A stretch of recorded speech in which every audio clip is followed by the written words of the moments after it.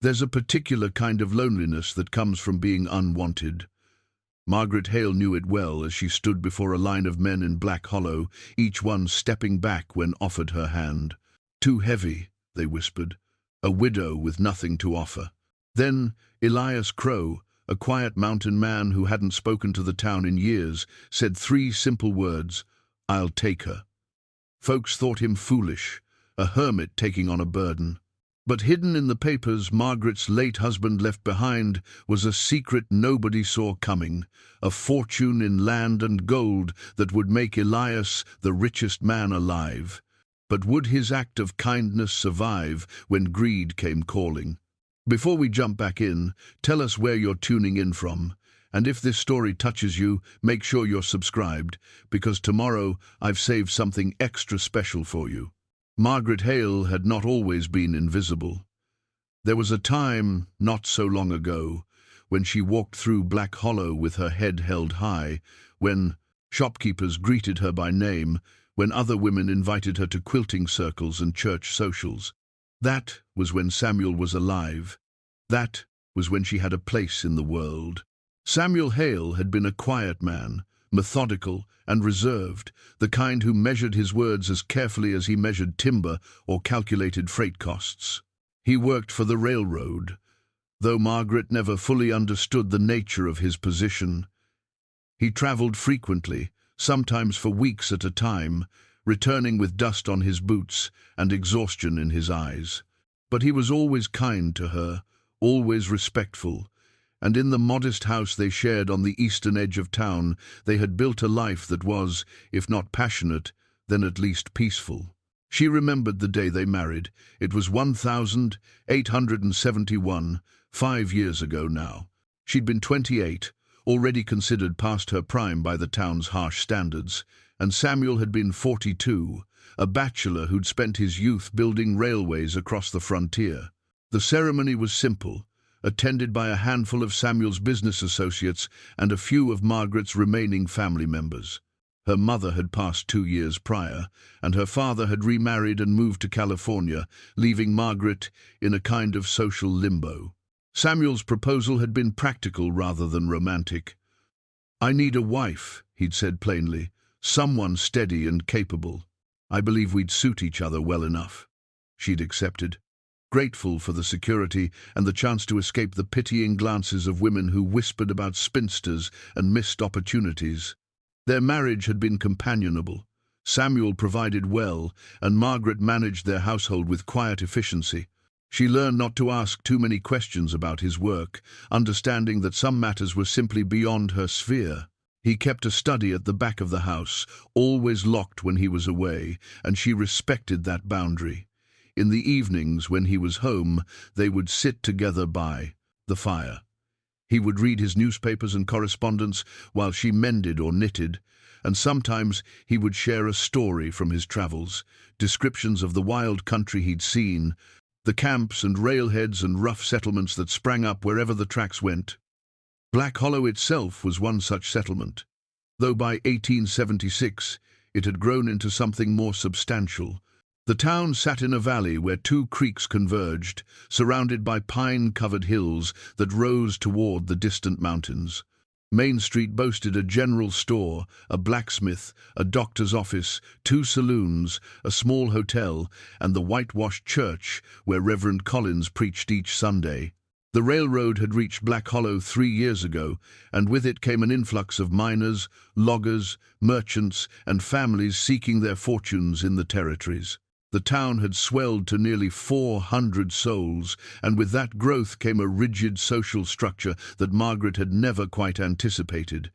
At the top were the town council members and the wealthier merchants, men like Clayton Voss, who represented the railroad's interests, and Judge Morrison, who presided over legal matters with an iron hand. Their wives formed the social elite, hosting tea parties and charity events that determined who was respectable and who was not.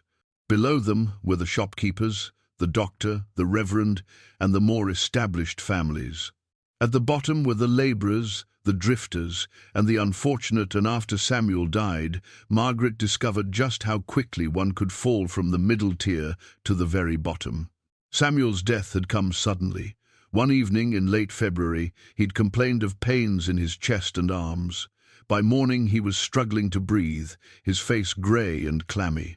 The doctor came, a man named Winters, who Margaret had never particularly liked, and pronounced it a failing heart. There was nothing to be done, Winters said. These things happened, especially to men who worked too hard and carried too much worry. Samuel lasted 2 more days, drifting in and out of consciousness, and then he was gone. The funeral was sparsely attended. Margaret realized, standing beside the grave in the cold March wind, that Samuel had no real friends in Black Hollow, only business associates who paid their respects with perfunctory condolences and quick departures. She'd expected some financial cushion, some savings that would allow her to grieve in peace and decide her future carefully. Instead, she found debts, or rather, what appeared to be debts. The house had a mortgage, the funeral expenses depleted what little cash remained, and there was that trunk, that iron-bound trunk Samuel kept locked in his study, filled with papers she couldn't bring herself to examine. Within a month, the whispers began. A widow alone was a problem in Black Hollow, an irregularity that needed correction. Reverend Collins visited, kind but firm, explaining that it was customary for widows to remarry quickly. It was for her own protection, he said, and for the good of the community. A woman alone invited speculation and instability. He would arrange matters, he assured her. There would be a selection ceremony after the appropriate mourning period. Margaret had been too numb with grief to protest. She moved through those weeks in a fog, barely eating, barely sleeping, haunted by the memory of Samuel's final labored breaths. Her neighbor, Alice Porter, was the only one who showed genuine kindness. Alice brought food, sat with her in the quiet house, and listened when Margaret needed to talk. Alice was younger, perhaps 30, with a warm smile and a practicality born of frontier life. Her husband, John, worked at the lumber mill, and they had 3 young children who sometimes played in Margaret's yard, their laughter a brief respite from the silence. But even Alice couldn't stop what was coming. As the weeks passed and spring arrived, Margaret noticed the change in how people treated her. The shopkeeper's wife, who had once been cordial, now barely acknowledged her. Women crossed the street to avoid conversation. At church, she sat alone in the back pew, feeling the weight of eyes upon her, hearing the whispers that stopped when she turned around. She understood that she was being judged, found wanting, categorized as a burden the town needed to dispose of efficiently. The truth was harder than the whispers. Margaret had always been a large woman, broad-shouldered and heavy-set, and after Samuel's death she'd gained more weight from grief and inactivity. She saw herself in the mirror and understood what others saw: a woman past her prime, plain-faced and heavy, with nothing to recommend her. No beauty, no wealth, no family connections. Just a modest house with a mortgage and a locked trunk full of papers that might as well have been empty for all the good they did her. The selection ceremony was scheduled for a Saturday in mid-May, to be held in the town square after the regular market day. Reverend Collins explained the process with apologetic efficiency. Eligible men would be invited to consider her for marriage. It was all very proper, he assured her, all very respectable. She would be cared for, one way or another. Margaret spent the night before the ceremony going through her meagre wardrobe, trying to find something that would make her look less pathetic. She settled on a black dress, appropriate for her mourning, with a shawl that had been her mother's. The shawl was worn thin in places, but it was the nicest thing she owned, dark wool with a delicate pattern along the edges. She clutched it around her shoulders like armor. That morning, Alice came by with tears in her eyes. "It's not right," she said quietly. "You deserve better than this, Margaret. You deserve to choose for yourself." But choice was a luxury Margaret no longer possessed. She walked to the town square with Alice beside her, feeling the weight of every step, the weight of every eye upon her as the townspeople gathered to watch. This was entertainment for them, she realized, a spectacle. The widow who nobody wanted, paraded before men who would measure her worth and find it insufficient. She barely remembered the men's faces later. There were 5 of them, standing in an awkward line, while Reverend Collins read from a prepared statement about Christian duty and community responsibility. One by one, as her name was spoken and her situation explained, each man stepped back. "Too old," one muttered. "Too plain," another said more quietly. The third simply shook his head. The 4th and 5th didn't even wait for the Reverend to finish before they'd backed away, their expressions mixing discomfort and disdain. Margaret stood there, holding her mother's shawl tighter, feeling the loneliness settle into her bones like winter cold. She was unwanted, completely and utterly unwanted, and everyone in Black Hollow now knew it beyond any doubt. Then she heard a voice from the back of the crowd, rough and deep, speaking 3 words that would change everything. "I'll take her." The crowd parted like water around a stone. Margaret turned toward the voice, her heart pounding so hard she could hear it in her ears. Through the gap in the gathered townspeople, she saw him. Elias Crowe was not a man anyone in Black Hollow knew well. He came to town perhaps 4 times a year, always alone, always with furs or game to trade for supplies, and always departing within hours. He lived somewhere up in the high country. That much was common knowledge. But where exactly and how he spent his days remained a mystery that nobody had bothered to solve. Mountain men were a familiar enough sight in the territories, solitary souls who preferred the company of trees and silence to the complications of civilization. He was tall, perhaps 45 years old, with a weathered face that spoke of years spent in sun and wind. His hair was dark brown, shot through with grey, longer than was fashionable, tied back with a leather cord. He wore buckskin trousers and a wool shirt that had seen better days, and his boots were scuffed and worn, but well maintained. There was something solid about him, something that suggested strength without aggression. His eyes, a pale grey blue, held steady as he walked forward through the silent crowd. Margaret found she couldn't speak. The Reverend recovered first, clearing his throat with obvious discomfort. "Mr. Crowe, I don't believe you were invited to participate in this proceeding." "Don't recall needing an invitation," Elias said quietly. His voice was calm, matter of fact. "You're offering the lady for marriage." "I'm accepting." A ripple of whispers spread through the crowd. Margaret saw shock on some faces, amusement on others, and on a few, something that looked almost like disappointment, as though they'd been hoping for a different kind of spectacle. Judge Morrison, standing near the front with his wife, stepped forward with a frown. "This is highly irregular, Crowe. We don't know anything about your circumstances. Do you have the means to provide for a wife?" Elias turned his pale eyes on the judge. "I have a home, land, and enough to live on.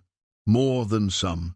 He didn't elaborate, and something in his tone suggested he wouldn't, no matter how much they pressed. Reverend Collins looked between Margaret and Elias, clearly uncertain how to proceed. This wasn't how these things were supposed to go. The selected men were known quantities, town residents or nearby farmers who could be vouched for by other respectable citizens. Elias Crowe was an unknown, a man who lived on the edges of their world and followed his own path. "Mrs. Hale," the Reverend said, finally turning to Margaret, "do you consent to this arrangement?" Margaret met Elias Crowe's eyes for the first time. She expected to see pity there, or perhaps the smug satisfaction of a man taking advantage of a desperate situation. Instead, she saw something quieter and more complex, a kind of recognition, as though he understood exactly what this moment meant and chose to stand in it anyway. There was no mockery in his gaze, no calculation, just a simple, straightforward steadiness. "Yes," she heard herself say. Her voice was barely above a whisper. "I consent." Judge Morrison shook his head. "This is foolishness, Collins. We should postpone until proper inquiries can be made." But Reverend Collins, whatever his faults, understood the situation Margaret faced. If they sent her home now, unmarried and publicly rejected by every suitable man, her position would become impossible. At least this way, she would have the protection of a husband's name, however unconventional the circumstances. "The lady has consented," Collins said firmly. "Let's proceed with the ceremony." What followed happened so quickly that Margaret barely had time to process it. The Reverend recited the familiar words, abbreviated and rushed, clearly wanting to conclude this awkward business as efficiently as possible. Elias stood beside her, close enough that she could smell the pine and wood smoke that clung to his clothes. When asked to speak his vows, he did so in that same quiet, steady voice. When it was her turn, Margaret's voice trembled, but she got through the words. Then came the paperwork. Reverend Collins produced several documents from his leather satchel, spreading them on a small table someone had hastily brought forward. "Standard marriage contract," he explained, indicating where they should sign. "And these are the property transfer documents. Since you're inheriting Mrs. Hale's estate, such as it is, these will need your signature as well, Mr. Crowe." Margaret felt a flicker of surprise. She hadn't known there would be property transfers. But then, she'd been too grief-stricken and exhausted to pay much attention to the details Collins had mentioned during his visits. Elias took the pen without hesitation. He signed where indicated, his hand steady, and his signature surprisingly neat for a man who lived in the wilderness. Margaret signed as well, though her hand shook slightly. She noticed that Judge Morrison witnessed the signatures, along with a severe-looking man in a dark suit, whom she recognized as one of the railroad officials. The man watched Elias with an expression that might have been irritation or might have been something else entirely. When the papers were folded and put away, Reverend Collins pronounced them man and wife. There was no kiss, no celebration, no shower of rice or good wishes. The crowd began to disperse almost immediately, conversation rising in excited murmurs. Margaret heard snippets as people passed. "Mountain man. Can you imagine? Probably take her to some cabin in the wilderness. Charitable of him, I suppose." In a strange way, Alice Porter pushed through the thinning crowd and embraced Margaret tightly. "Oh, Margaret," she whispered, "I hope this brings you some measure of peace. And you, Mr. Crowe." She turned to Elias, her expression fierce. "You be good to her, you hear? She's been through enough." Elias nodded solemnly. "Yes, ma'am, I intend to." John Porter appeared behind his wife, a stocky man with kind eyes. He extended his hand to Elias. "You'll need help moving her things, I expect. I can bring a wagon round if you'd like." "I'd appreciate that," Elias said. "Much obliged." The practicalities happened quickly after that. Margaret walked back to her house in a daze, accompanied by Alice, while the men handled the arrangements. Inside the small parlor, surrounded by the furniture and belongings that represented 5 years of marriage to Samuel, Margaret felt the full weight of what had just occurred settle onto her shoulders. "I don't even know him," she said quietly. Alice was helping her pack a trunk with clothes and necessities. "I don't know anything about him." "Do you think you're in danger from him?" Alice asked, her hands stilling on the folded linens. Margaret considered this. The truth was, she didn't feel afraid of Elias Crowe. She felt uncertain, yes, and overwhelmed by the sudden change in her circumstances. But afraid? No. There had been something fundamentally decent in his eyes, something that suggested he wouldn't harm her. "No," she said finally. "No, I don't think so." "Then maybe this is a blessing in disguise," Alice said gently. "Maybe this is your chance to start over, away from all these people who treated you so poorly."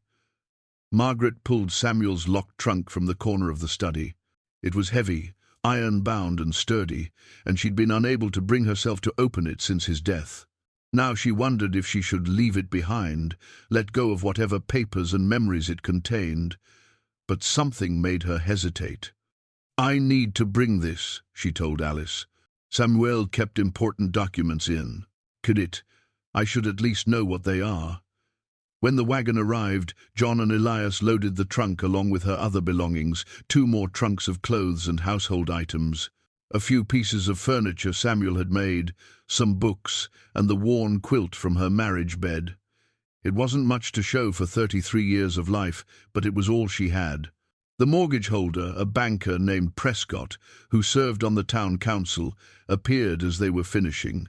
He had papers for Elias to sign, transferring the debt along with the property. Margaret noticed that Prescott seemed disappointed about something, though he tried to hide it behind professional courtesy.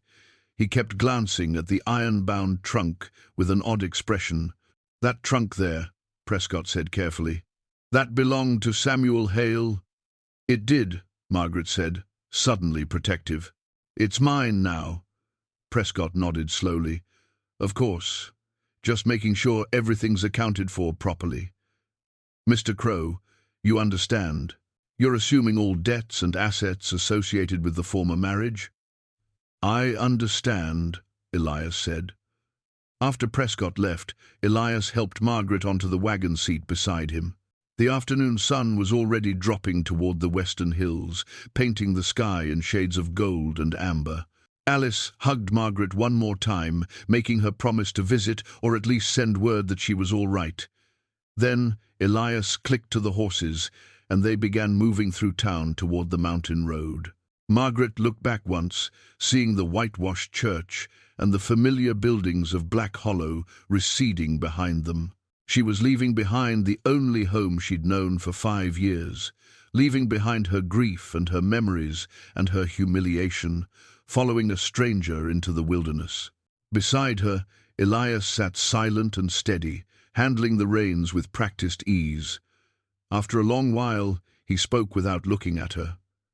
"I have a cabin about 3 hours up into the high country. It's simple, but sound. You'll have your own space, and I'll respect your privacy. I'm not expecting anything from you, beyond what you're willing to give. I want you to know that." Margaret felt something tight in her chest loosen slightly. "Why did you do it?" she asked. "Why did you accept me when no one else would?" Elias was quiet for so long that she thought he might not answer. Then he said, "Because I know what it's like to be unwanted, and because it seemed to me like you deserved better than what those people were offering you." It was the simplest answer possible, and somehow the most profound. Margaret clutched her mother's shawl around her shoulders and watched the mountain road unfold before them, carrying her toward an uncertain future that was, at least for the first time in months, her own. The journey to Copper Ridge took them through country that grew progressively more settled as they descended from the high mountains. They traveled with caution, Elias keeping the rifle within easy reach and choosing campsites that offered good visibility and defensible positions. Margaret noticed how he studied every rider they passed, how his eyes constantly scanned the tree line, and she understood that his years as a soldier had taught him vigilance that never quite faded. On the second night, camped beside a creek where cottonwoods offered some shelter, they sat by the fire after supper and talked in ways they hadn't before. The darkness and the isolation seemed to make honesty easier. "Tell me about your marriage," Elias said. "To Samuel. If you don't mind talking about it." Margaret considered the question, warming her hands on a cup of coffee. "It was comfortable, respectful. He was kind to me, never cruel or demanding. But I don't think either of us married for love. He wanted a capable wife who wouldn't interfere with his work. I wanted security and a place in the world. Did you love him? I cared for him. I mourned him when he died. But love," she shook her head slowly. "I think we both understood what we were to each other, companions more than lovers. There are worse things than a practical marriage." Elias nodded, staring into the fire. "My wife died in the war. Cholera swept through our county while I was away fighting. By the time I got the news and made it home, she'd been in the ground 3 months. His voice was matter-of-fact, but Margaret heard the old pain beneath it. Her name was Catherine. We'd been married 2 years, barely knew each other really. I was young and foolish, and she was the prettiest girl in town. We thought that was enough. I'm sorry, Margaret said softly. Long time ago now. He picked up a stick and poked at the fire, sending sparks spiraling into the darkness. After I buried her, I couldn't stay in that town. Too many memories, too many people who wanted me to be someone I wasn't anymore. The war changes a man, and not always for the better. I came west, looking for empty country where nobody would ask questions.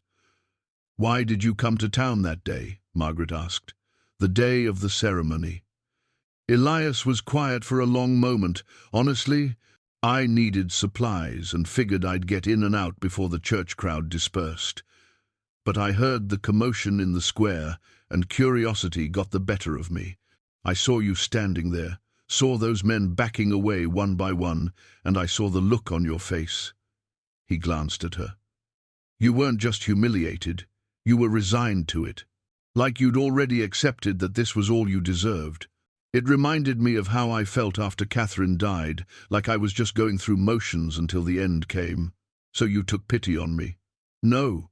His voice was firm. Pity would have been walking away and letting you suffer. What I felt was recognition.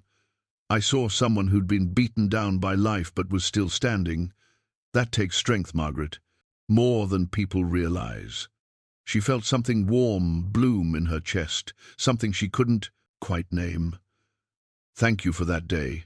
Whatever happens with all of this, she gestured to the saddlebags containing Samuel's documents. I'm grateful you were there. We'll figure it out together, Elias said simply. They reached Copper Ridge on the afternoon of the fourth day. It was larger than Black Hollow, with brick buildings along Main Street and obvious signs of prosperity driven by mining and ranching. Elias guided the wagon to a modest hotel where they took separate rooms and cleaned off the trail dust before seeking out Harrison Webb's office. The attorney's practice occupied the second floor of a building near the courthouse. A neat sign on the door read, Harrison Webb, Attorney at Law, Land and Property Matters. Inside, a clerk directed them to wait in a spare but well-appointed office. Webb himself appeared a few minutes later, a man in his 50s with steel-grey hair and sharp, intelligent eyes behind wire-rimmed spectacles. He stopped short when he saw Margaret, recognition dawning on his face. Mrs. Hale, he said, then corrected himself. Mrs. Crowe, I should say. I heard about your remarriage. He turned to Elias, extending his hand. Harrison Webb, your timing is fortunate. I've been trying to locate Mrs. Hale for several weeks now. Why? Margaret asked as they all sat down. Webb folded his hands on his desk, his expression serious. Because Samuel Hale was my client, and because I believe his death was not from natural causes. I've been conducting a quiet investigation, and I've uncovered some disturbing irregularities. Margaret's breath caught. Elias leaned forward. What kind of irregularities? Let me start at the beginning. Webb opened a drawer and removed a file. Samuel hired me 5 years ago to handle his land acquisitions and to provide legal protection for his transactions. He was one of the most meticulous clients I've ever worked with. Everything documented, everything above board. He had a gift for identifying valuable properties before their value was apparent to others. We found his records, Margaret said. The deeds, the contracts, the stock certificates. Webb's eyebrows rose. You opened the trunk. Good. Then you understand what Samuel built. What you might not understand is how valuable those holdings have become. The Continental and Pacific Railroad is planning a major expansion through this territory. The properties Samuel acquired are now the key to that expansion. We're talking about millions of dollars in potential value. Margaret felt dizzy. Millions? The land alone is worth a substantial sum. The stock certificates add considerably more. And the strategic position of the parcels gives you leverage that's difficult to quantify. Webb paused. Which is why there are powerful interests who want to take it from you. Clayton Voss, Elias said. Webb looked surprised. You know about Voss? We know he's connected to the railroad. We know he approached us. offering to buy the properties. We know Samuel was threatened before his death. Voss is the regional vice president of Continental and Pacific. He's been trying to acquire Samuel's holdings for 2 years. Samuel refused every offer, no matter how generous, because he understood what they were really worth. Webb removed a document from his file. 3 months before Samuel died, Voss made a final offer. Samuel not only refused, but threatened to go public with evidence of fraud in the railroad's land acquisition practices. Margaret leaned forward. What kind of fraud? The railroad has been using intermediaries to buy land at artificially low prices by hiding their true identity and intentions. They've intimidated landowners, falsified surveys, and in at least one case, arranged for a property owner to face criminal charges on manufactured evidence, forcing a sale to cover legal costs. Samuel documented all of it. He told me he planned to present the evidence to territorial authorities if Voss continued pressuring him. And then Samuel died, Margaret said quietly. Yes, the official cause was heart failure, certified by Dr. Winters in Black Hollow. Webb pulled out another document, but I had my investigator look into Dr. Winters. He left town the day before Samuel fell ill. The signature on the death certificate is forged. The room seemed to tilt. Margaret gripped the arms of her chair. Someone killed him. I believe so. And I believe it was made to look natural, so there would be no investigation, no questions asked. A middle-aged man working too hard, stress taking its toll. The story writes itself. Webb's expression was grim. I've been trying to gather evidence sufficient to reopen the case, but it's delicate. Voss has connections to Judge Morrison and several members of the town council in Black Hollow. Any formal accusation would alert them before I could build a solid case. Elias spoke carefully. So what do we do? Legal position first. As Margaret's husband, you're now the rightful owner of all Samuel's properties and assets. I'll file the proper documents here in Copper Ridge, where the land office isn't compromised. We'll also need to transfer the stock certificates into your names formally and get them secured in a bank vault. Webb looked at Margaret. I'm sorry for your loss, Mrs. Crowe, and I'm sorry to burden you with this knowledge, but you need to understand what you're up against. Margaret straightened in her chair, feeling that same sense of purpose that had come over her in the mountain cabin. What I understand is that my husband worked his entire adult life building something of value, and someone murdered him for it. I won't let them win. I won't let his death be for nothing. Webb spent the next 2 days conducting a thorough review of Samuel's documents. He worked methodically, creating an inventory of every deed, every contract, every stock certificate. Margaret and Elias stayed at the hotel, venturing out only for meals, following Webb's advice to keep a low profile. On the second afternoon, Webb summoned them back to his office. His desk was covered with papers organized into neat stacks, and his expression carried a mixture of satisfaction and concern. I've completed the assessment, he said, gesturing for them to sit. The total value of your holdings is even greater than I initially estimated. You own outright 23 parcels of land, totaling just over 4,000 acres. 12 of those parcels lie directly along the planned railroad expansion route. 3 parcels contain proven mineral deposits. He pulled out a professional document with official seals. This is an assay report, dated 3 months before Samuel's death. It confirms significant gold deposits on 3 properties in the Northern Territory. Not enough to rival the big strikes in California, but substantial nonetheless. Easily worth $250,000 if developed properly. Margaret's hands trembled as she took the report. The numbers swam before her eyes. Samuel never told me. He was protecting you, Webb said gently.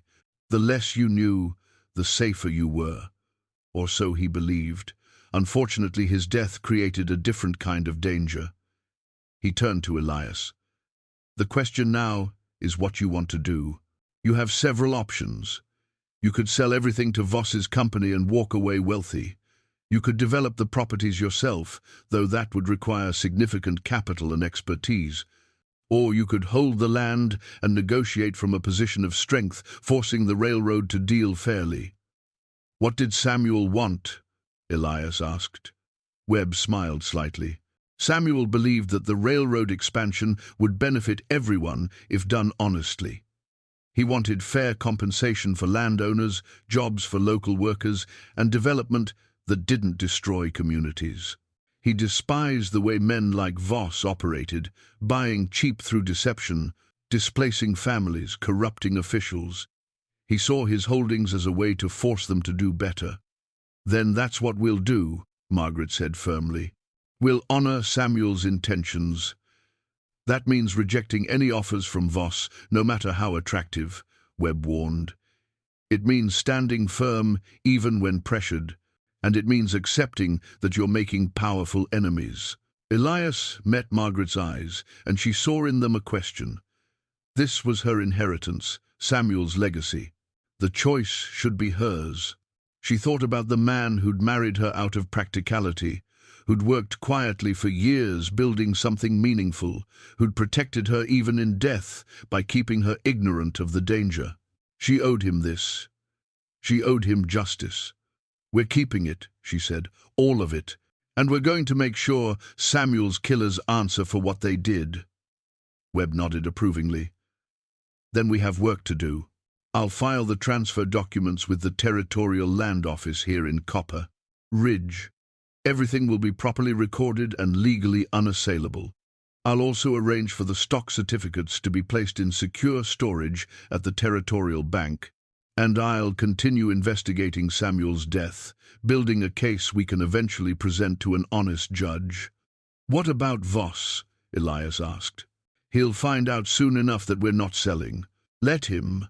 By the time he learns the transfers are complete, it will be too late for legal maneuvering. He'll have to deal with you directly, and he'll have to do it honestly, or risk exposure. Webb's expression hardened. I've been documenting the railroad's corrupt practices for months. If Voss pushes too hard, we can make his life very difficult. That evening, Margaret and Elias walked through Copper Ridge as sunset painted the sky in shades of orange and purple. The town was bustling with miners and ranchers, with families shopping at stores and children playing in the streets. It felt alive in a way Black Hollow never had. And Margaret realized she was seeing the future Samuel had envisioned, prosperity built on honest work rather than exploitation. Are you frightened?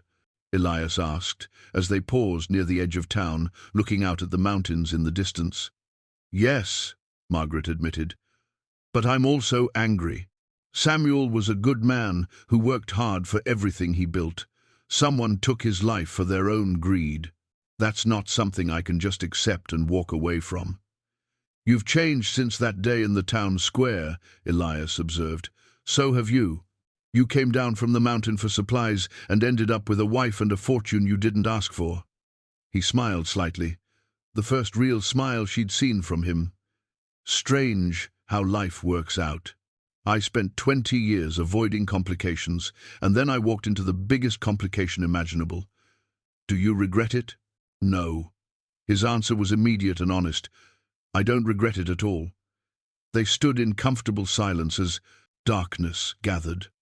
Margaret thought about everything that had changed in such a short time. She'd gone from being a rejected widow with nothing to lose to a woman fighting to protect a legacy worth millions.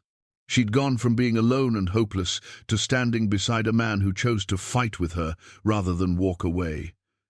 Elias, she said softly, when this is over, when we've secured everything and dealt with Voss and gotten justice for Samuel, what then?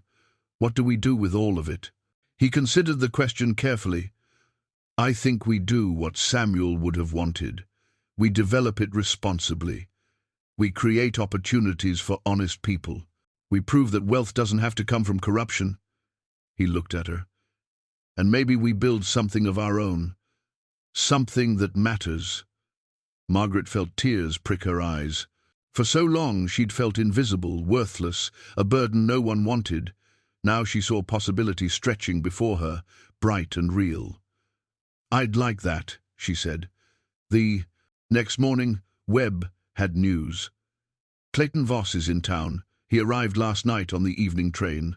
My clerk saw him check into the Grand Hotel with 2 other men. He knows we're here, Elias said. Almost certainly. Which means he'll be coming with an offer soon, and when you refuse him, things will likely escalate. Webb handed Elias a card. This is Marshal Roy Hendricks. He's one of the few territorial lawmen I trust completely. I've sent him a message explaining the situation. If you need help, he can be here within 2 days. That afternoon, as Margaret and Elias were preparing to leave Webb's office, a boy delivered a message. It was written on expensive hotel stationery in elegant script. Mr. and Mrs. Crowe, I would be pleased to meet with you regarding a business matter of mutual interest. Tomorrow morning, 10 o'clock, the Grand Hotel dining room. I believe we can reach an arrangement that benefits everyone involved. Respectfully, Clayton Voss. Margaret read it twice, then handed it to Elias. Do we go? We go, Elias said, but we go prepared. And we make it clear that Samuel's legacy isn't for sale. The Grand Hotel's dining room was elegant in the frontier style, with dark wood paneling and white tablecloths. Clayton Voss sat at a corner table, a cup of coffee before him, dressed in an expensive suit that marked him as a man of means and influence. He stood as Margaret and Elias approached, his smile practiced and welcoming. Mrs. Crowe, Mr. Crowe, thank you for accepting my invitation. He gestured to the chairs across from him. Please sit. Would you care for coffee? Breakfast? Just coffee, Elias said, his tone neutral. Voss signaled a waiter, then settled back in his chair, studying them both with the assessing gaze of a man accustomed to evaluating opponents. He was perhaps 50, with greying temples and features that might have been handsome if not for the calculating coldness in his eyes. I'll be direct, Voss said once.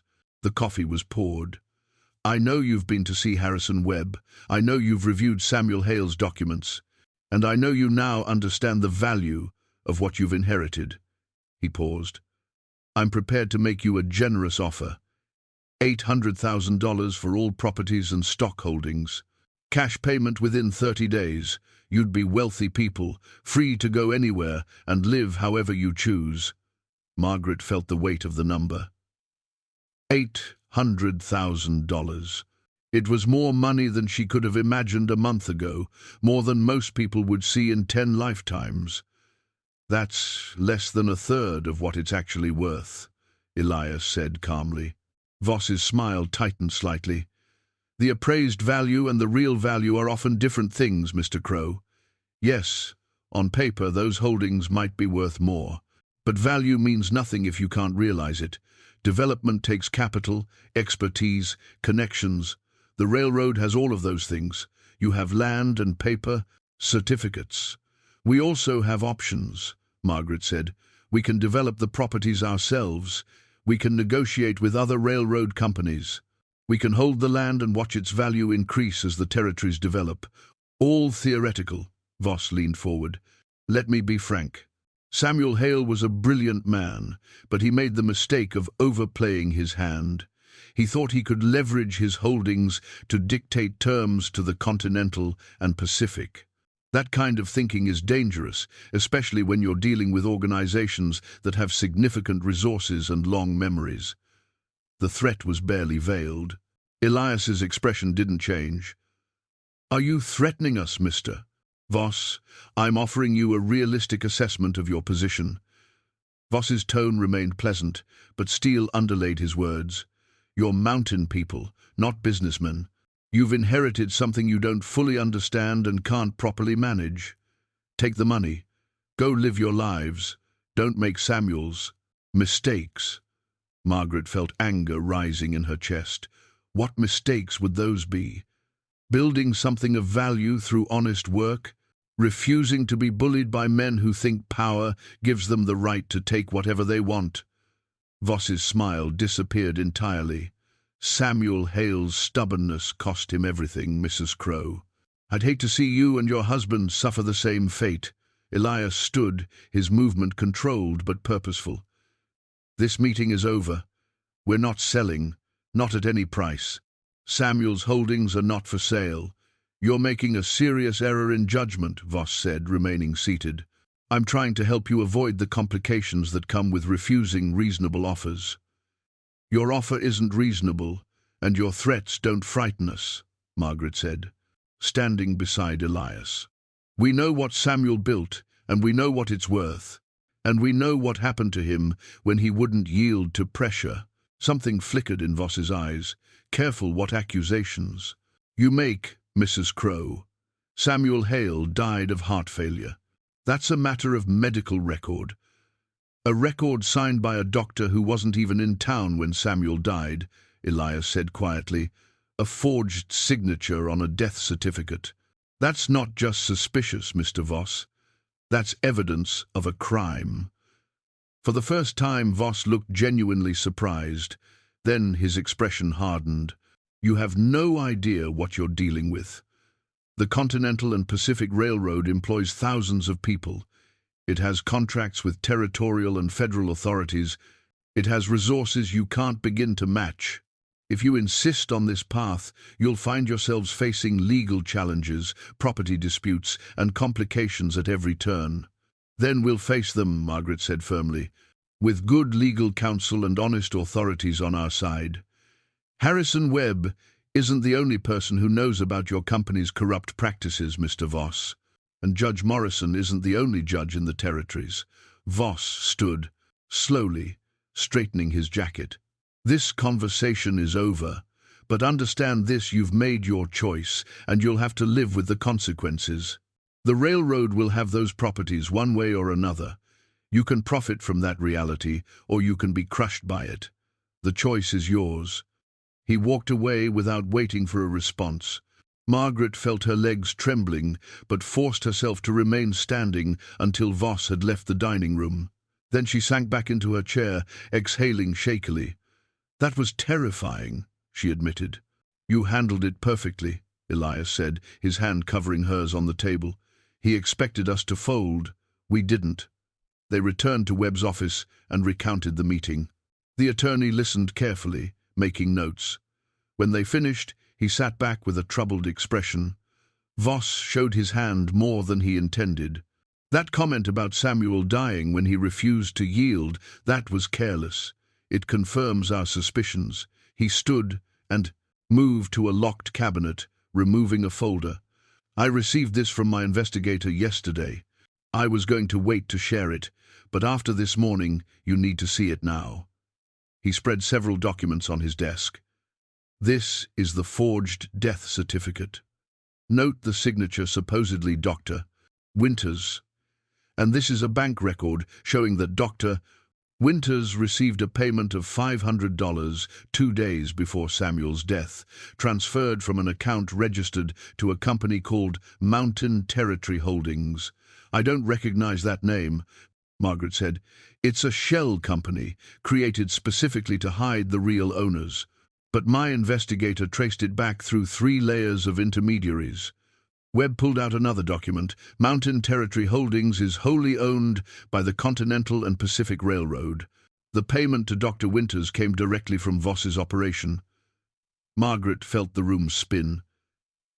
Attention, or worse. Webb's expression was grim.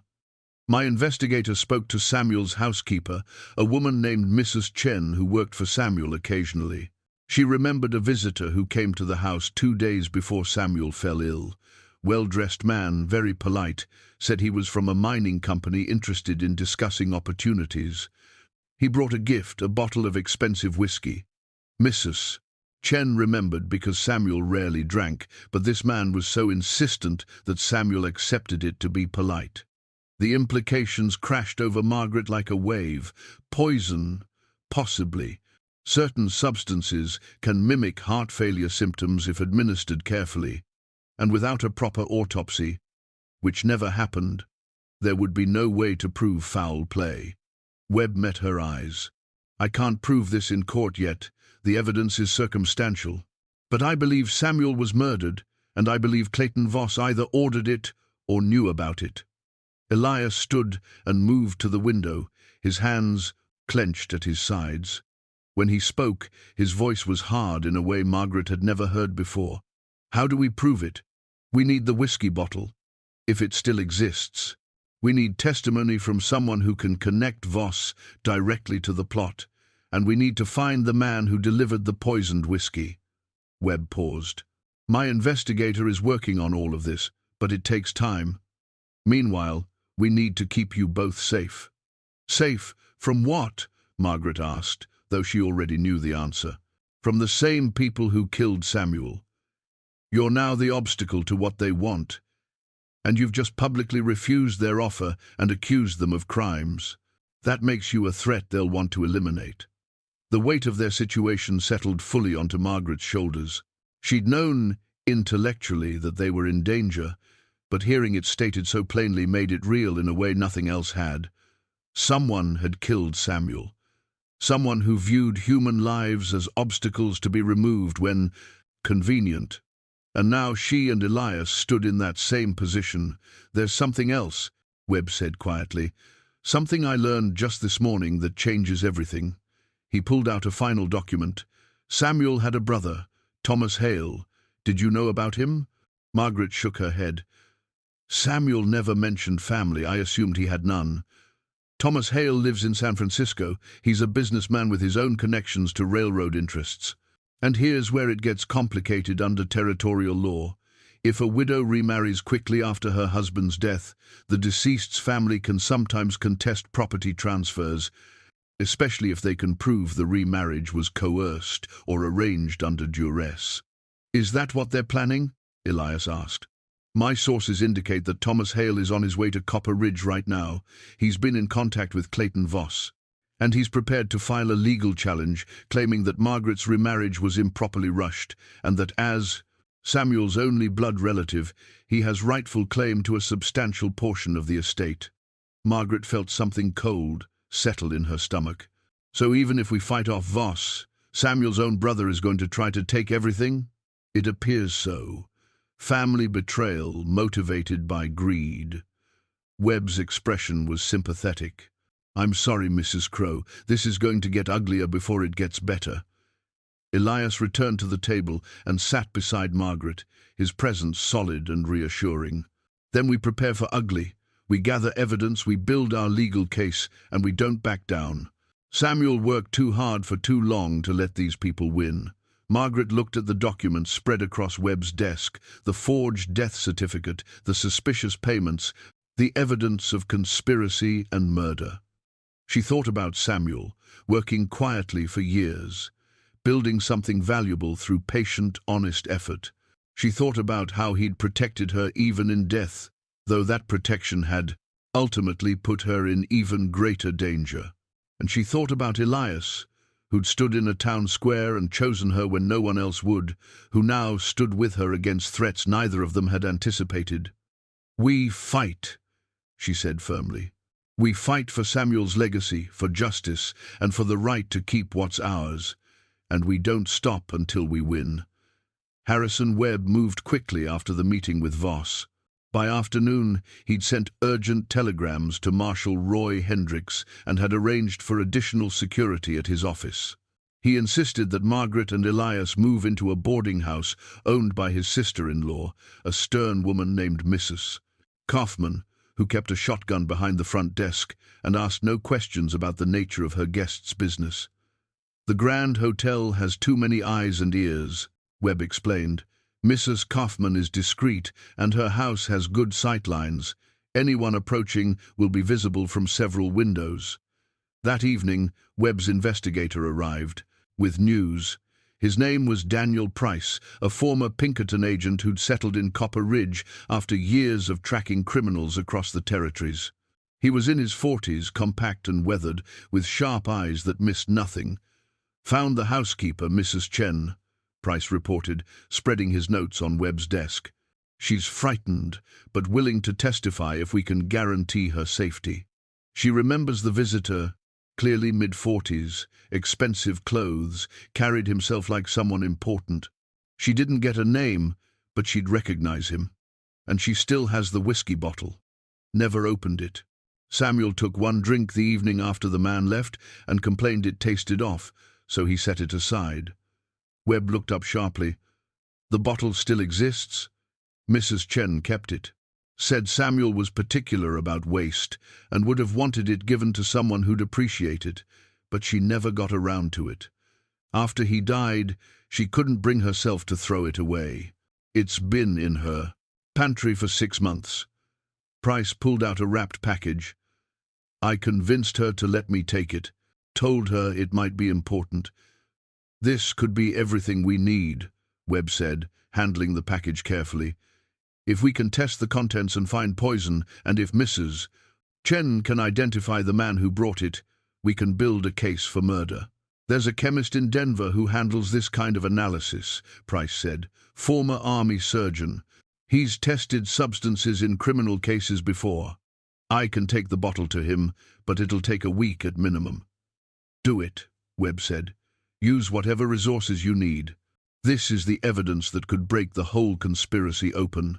Over the next 3 days, the situation intensified. Thomas Hale arrived in Copper Ridge and immediately filed legal documents challenging the property transfers. He claimed that Margaret had been coerced into a hasty remarriage by unscrupulous parties who sought to steal his brother's legacy. He demanded an injunction, freezing all assets until the matter could be properly adjudicated.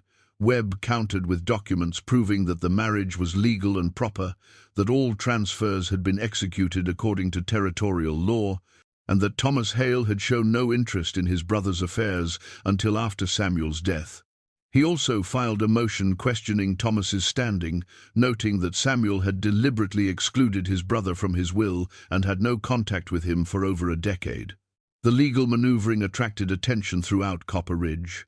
The local newspaper ran articles about the dispute, though they framed it as a routine inheritance matter rather than the conspiracy it truly was. Townspeople took sides, some sympathizing with the mountain man and his wife, others viewing them as interlopers, trying to claim wealth they hadn't earned. Meanwhile, Marshal Roy Hendricks arrived from the territorial capital. He was a tall man in his 50s, with a weathered face and eyes that held the authority of someone who'd spent decades enforcing law on the frontier. He listened to Webb's presentation of evidence, asked pointed questions, and then turned his attention to Margaret and Elias. "This is a serious matter," he said plainly. "Murder, conspiracy, corruption. If we can prove even half of what Mr. Webb suspects, there'll be arrests and trials, but that takes time, and time is something you might not have. These people have already killed once. They won't hesitate to do it again if they feel cornered." "What do you suggest?" Elias asked. "We prepare for the worst while we gather evidence. I'll deputize you and anyone else we can trust. We'll establish a defensive perimeter and make sure you're not vulnerable to attack. And we'll move fast once Price returns with the test results." Hendricks paused. "But you need to understand that even if we prove Samuel was murdered, that doesn't necessarily resolve the property dispute. Thomas Hale's legal challenge is separate from the criminal case. So we could prove Voss killed Samuel and still lose everything to Samuel's brother?" Margaret asked. "It's possible.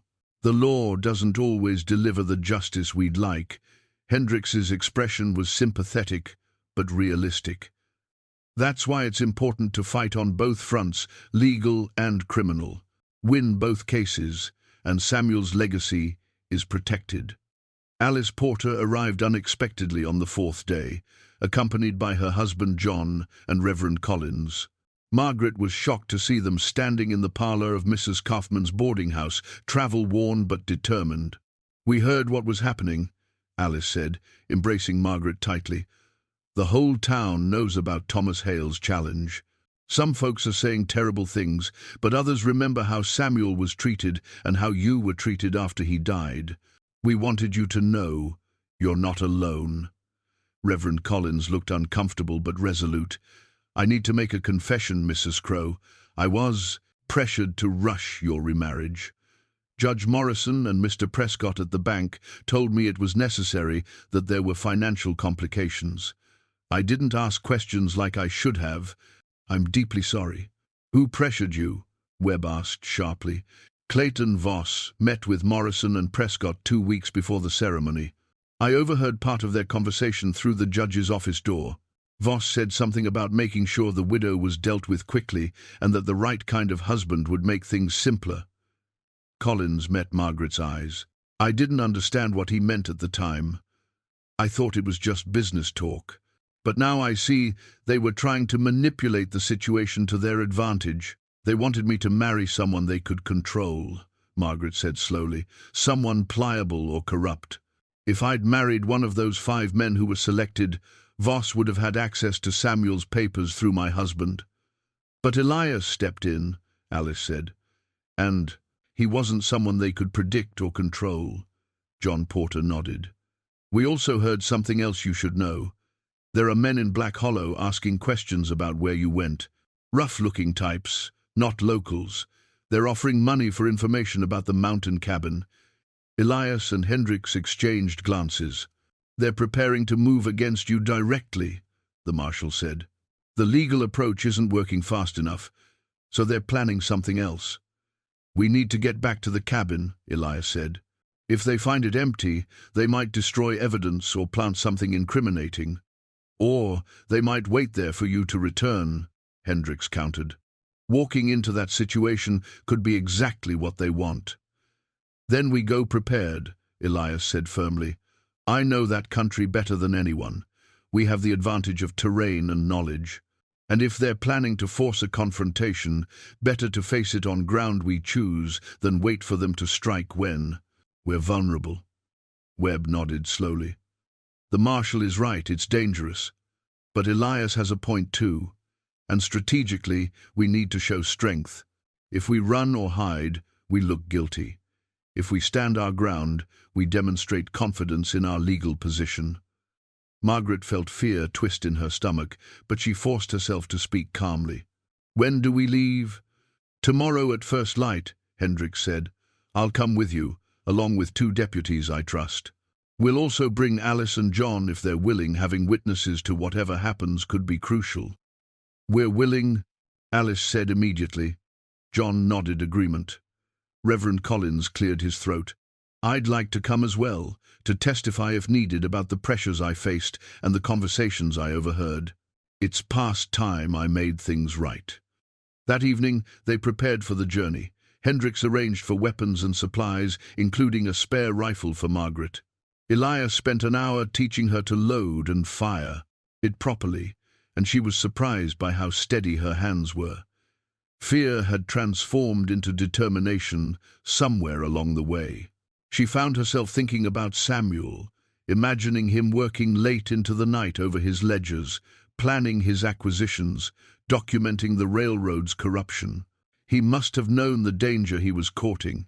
He must have understood that powerful men don't yield their advantages easily. Yet he'd persisted, driven by something deeper than mere profit, a belief that honest work and fair dealing mattered, that the law should protect the vulnerable rather than serve the powerful. That night, lying in her room at Mrs. Kaufman's boarding house, Margaret heard a soft knock on her door. She opened it to find Elias standing in the hallway, lamplight casting shadows across his weathered face. Couldn't sleep, he said quietly. Kept thinking about tomorrow and everything that could go wrong. Come in, she said, stepping back. He entered, leaving the door, respectfully open, and they sat together in the chairs by the window. Outside, Copper Ridge was settling into darkness, lamplight glowing in scattered windows. I need to tell you something, Elias said. In case things go badly tomorrow, I need you to know that marrying you was the best decision I've made in 20 years. You gave me purpose again. You reminded me that there are things worth fighting for. Margaret felt tears prick her eyes. I was a burden no one wanted. You took me on out of kindness. No, I took you on because I saw something in you that reminded me of myself. Strength hiding behind resignation. And I was right, you're one of the strongest people I've ever known. He reached out and took her hand. Whatever happens tomorrow, we face it together, as partners, as equals. She leaned forward and kissed him gently, a brief touch that carried more weight than words. When she pulled back, she saw surprise and warmth in his eyes. "Thank you," she whispered, "for choosing me, for standing with me, for believing I was worth it. Always," he said simply. They sat together in comfortable silence as the night deepened around them, gathering strength for what was to come.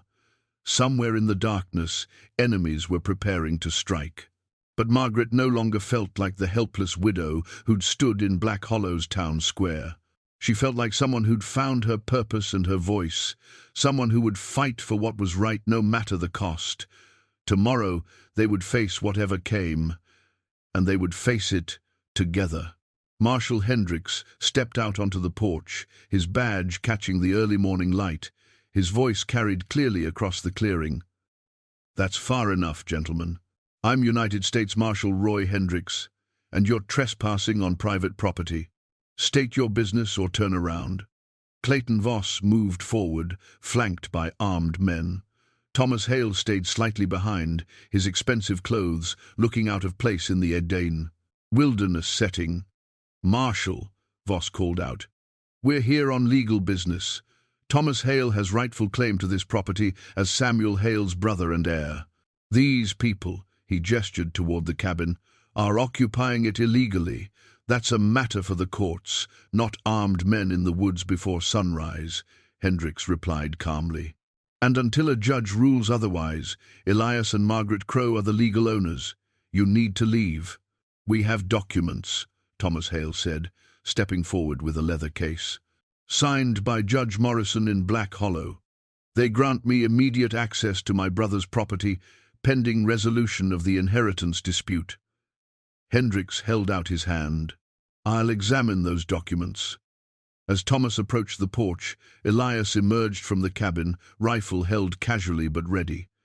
Behind him, Margaret appeared, standing tall despite her fear. She saw the moment Thomas Hale recognized her, saw the calculation in his eyes as he assessed the situation. "Mrs. Crowe," Thomas said with false warmth, "or should I say, Mrs. Crowe II. I'm Samuel's brother. He spoke of you occasionally in his letters." "Samuel never mentioned a brother," Margaret said coldly. "Not once in 5 years of marriage." Something flickered across Thomas's face. "My brother and I had our differences. But blood is blood, and the law recognizes family bonds. These properties should rightfully pass to me as his closest living relative." "The properties passed legally to Margaret and then to me through our marriage," Elias said. "Your brother made his wishes clear. He wanted nothing to do with you." Hendricks finished examining the documents, his expression hardening. "These papers are worthless. Judge Morrison has no jurisdiction in Copper Ridge territory where the properties are registered. This is a transparent attempt to use false legal authority to seize property." Voss's pleasant facade cracked. "The Continental and Pacific Railroad has with a new mortars of that, invested millions in this territory. We won't allow a mountain hermit and his wife to obstruct progress because of some misguided sense of entitlement. Progress built on murder and corruption." A new voice called out. Everyone turned to see Daniel Price emerging from the trees on horseback, accompanied by 3 territorial rangers. He held up a sealed document case. "I have the test results from the chemist in Denver. The whiskey bottle from Samuel Hale's house contained arsenic in sufficient quantities to cause death when consumed over several days, and I have testimony from Mrs. Chen identifying the man who delivered it, a man she's prepared to identify in court." Price rode to the porch and dismounted, handing the documents to Hendricks. "I also have statements from 2 former Continental and Pacific employees who witnessed Voss ordering the forgery of the death certificate and payments to Dr. Winters to leave town. They're willing to testify in exchange for immunity from prosecution." Voss's face paled. "Those are lies, fabrications by disgruntled former employees."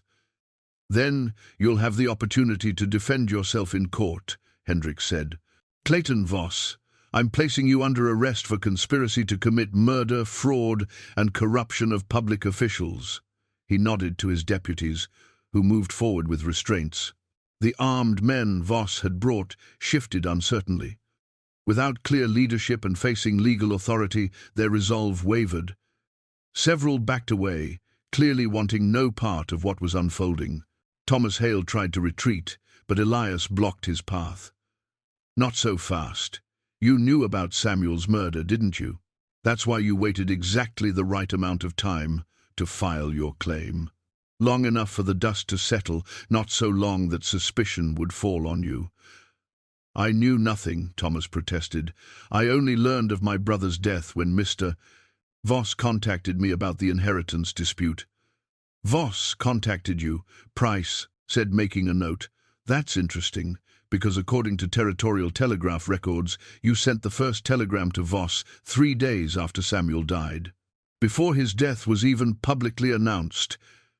How did you know he was dead, Mr. Hale?" Thomas's face crumbled. "I want a lawyer. I'm not saying anything else without a lawyer present." "That's your right," Hendrik said. "You're also under arrest as an accessory.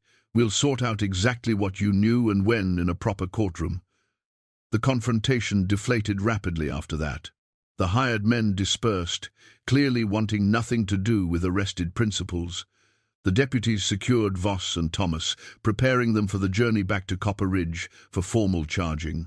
As the sun fully crested the mountains, Margaret stood on the porch beside Elias, watching justice finally catch up with the men who'd killed Samuel. She pulled out his pocket watch, running her thumb over the engraving. "Time reveals all truth," she read, softly. "Your husband was a wise man," Hendrik said, overhearing, "and patient. He built his case carefully, documented everything, made sure the truth would survive him, even if he didn't." Margaret felt tears on her cheeks, but they were different from the tears she'd cried in the months after Samuel's death.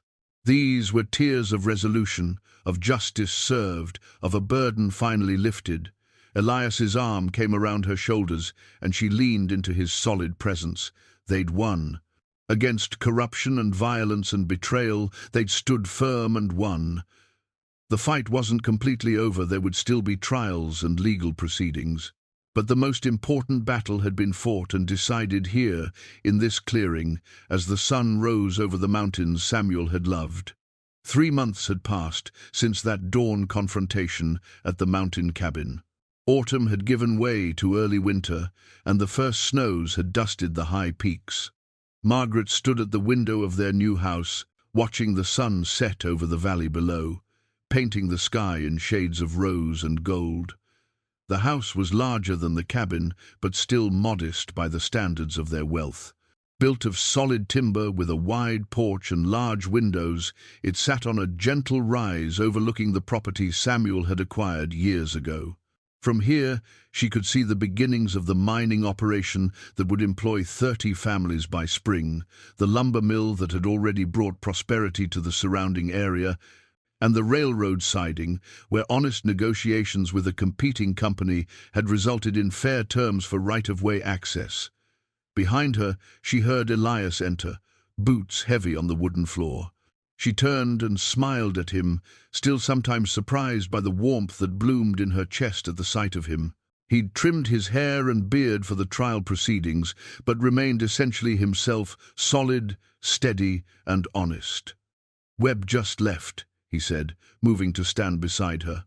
"All the legal matters are finally settled." Thomas Hale's challenge was dismissed with prejudice. "The judge ruled that Samuel's will was clear and that our marriage was legal and proper in every respect." "And the criminal trials?" "Voss was sentenced to 20 years for conspiracy to commit murder and fraud. Thomas got 10 years as an accessory. Judge Morrison was removed from the bench and faces his own charges. Dr. Winters is cooperating with authorities in exchange for a reduced sentence."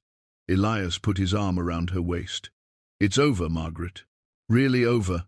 She leaned against him, feeling the last tension drain from her shoulders. Samuel would be pleased. Justice served, his legacy protected, and the land being developed the way he envisioned. Speaking of development, we got 3 more applications today for the school fund. Teachers wanting to establish classrooms in the mining camps. Elias pulled a letter from his pocket. And this came from Harrison Webb. He's found 2 more. Instances of railroad companies using Voss's tactics. He wants to know if we'd support legal action to stop them. Margaret took the letter, scanning it quickly. What do you think? I think Samuel fought his whole life against that kind of corruption, and I think we're in a position to continue that fight. He paused. But it's your decision. This is Samuel's legacy as much as mine.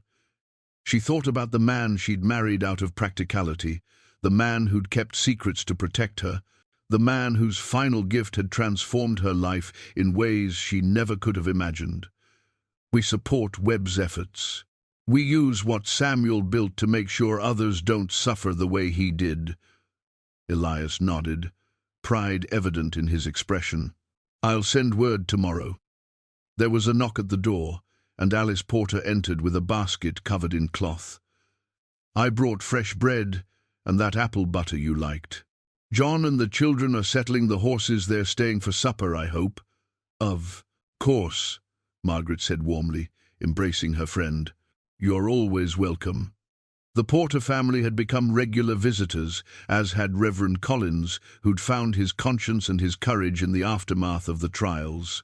He now preached about standing firm against corruption and protecting the vulnerable, sermons that resonated deeply with his congregation.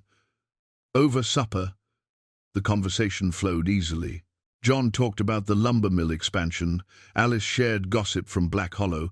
The town had undergone significant changes after Judge Morrison's removal, and the children played quietly near the fireplace. It was comfortable and warm, the kind of evening Margaret had never imagined she'd have when she stood in that town square 6 months ago, rejected and alone. After the Porters left, Margaret and Elias sat together on the porch despite the cold. Stars blazed overhead, bright and clear in the mountain air. Margaret pulled her shawl closer, the same worn black shawl she'd clutched during the selection ceremony. She'd kept it deliberately, a reminder of where she'd been and how far she'd come. I've been thinking about something, Elias said. That day in Black Hollow, when I stepped forward, I told you I did it because I knew what it felt like to be unwanted. That was true. But it wasn't the whole truth. Margaret looked at him curiously. What was the rest of it? I'd been watching you before the ceremony started. Saw you walking through town with your friend, saw the way you held yourself dignity in spite of everything. And I thought, there's a woman who hasn't given up. There's strength there. He took her hand. I didn't just choose you out of recognition or kindness, Margaret. I chose you because I saw something worth choosing. She felt tears gather but kept them back. I was nothing that day, a burden no one wanted. You were everything that day. You were brave and resilient and unbroken. You just couldn't see it yet. He reached into his pocket and pulled out a small box. I had this made in Copper Ridge. It's not fancy, but I wanted you to have it. Margaret opened the box and found a simple gold wedding band engraved with both their initials. Elias, the first ring was obligation and legal necessity, he said quietly. This one is choice. This one is love, if you'll accept it. She couldn't hold back the tears now. They slid down her cheeks as she held out her hand, letting him slip the ring onto her finger beside the plain band from their hasty ceremony. I accept it, and I love you too. I think I started loving you the moment you said those 3 words in the town square. They sat together as the stars wheeled overhead and the mountain night deepened around them. From unwanted widow to respected landowner, from solitary mountain man to husband and partner, they'd traveled an unexpected path. But it had led them here, to this porch, this view, this moment of perfect peace. What do you think Samuel would say if he could see all this? Margaret asked softly. Elias considered the question. I think he'd say that love and justice are worth fighting for, that honest work and fair dealing matter, and that the greatest wealth isn't measured in land or gold, but in dignity and partnership and the courage to stand firm when others would have you yield. Margaret smiled, squeezing his hand. I think you're right. Far below, Lights twinkled in the valley settlements where families lived and worked and built their futures on land that Samuel had secured through patient effort. His legacy wasn't just the fortune he'd left behind, but the proof that one person's integrity could make a lasting difference. And for Margaret, standing beside the man who'd chosen her when no one else would, who'd fought beside her and loved her and shown her that she'd always been worthy, Samuel's greatest gift wasn't the wealth or the land or the stock certificates.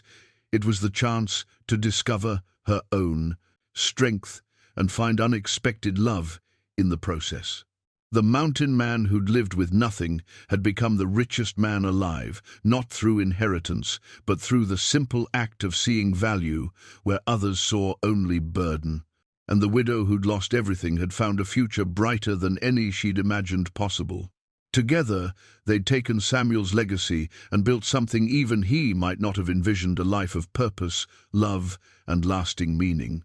And that, more than any fortune, was wealth beyond measure.